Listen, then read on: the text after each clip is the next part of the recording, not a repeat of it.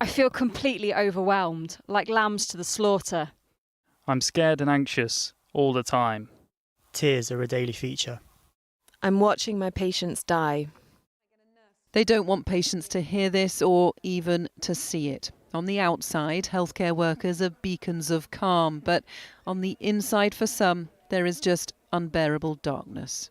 I ride for miles on my bike.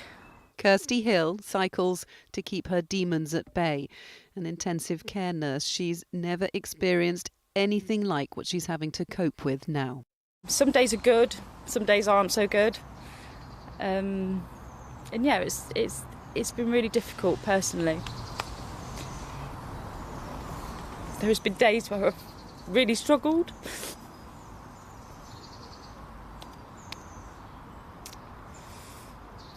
But like I said, I'm in a position where I am aware of my own mental health and I can do something about it. For Rosie, a care assistant who looks after COVID patients on an acute ward, the anxiety of coronavirus has affected every aspect of her life.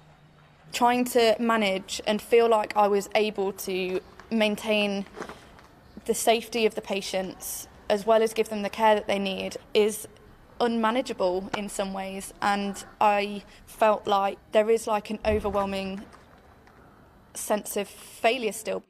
They are cries for help that those in our survey, as well as thousands of others, say are falling on deaf ears. 11% of people have thought suicidal thoughts. 3% are self-harming. Something is going wrong. We are throwing everything we have at supporting not just NHS staff, not just frontline workers in hospitals, but care workers, pharmacists, dentists. We're throwing everything we have at supporting those people in terms of their mental health. And if it's because they aren't aware that those services are available, then I am truly sorry about that. That might be so, but in this time of crisis, others feel much, much more needs to be done. We really want to have a mental health board member on every NHS trust who is responsible for kind of making sure that mental health is on their agenda. There's not sufficient data also being captured in these trusts, so they also don't know what's going on. I think coping will almost be something that we do after. Both Rosie and Kirstie worry their pain will be forgotten when life goes back to normal. For them, normal is unrecognisable and will never be the same again. Emily Morgan, News at 10.